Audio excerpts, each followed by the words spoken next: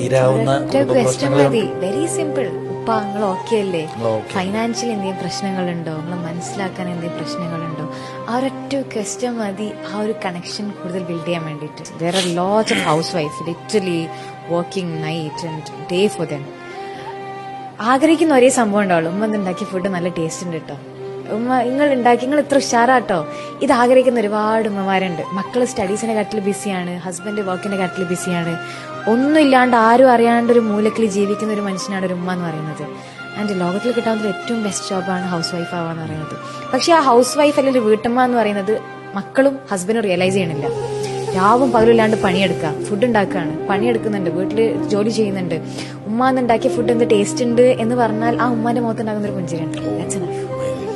അത് നമുക്ക് പറയാൻ സമയമില്ല. സമയമുണ്ട് എപ്പം ആ മരണപ്പെട്ടതിന് മുന്നിൽ നിൽക്കുന്ന സമയത്ത് ആ തണുത്ത ഹൃദയത്തോട് അല്ലെങ്കിൽ തണുത്ത ബോഡിയോട് വിളിച്ച് പറയാൻ നമുക്ക്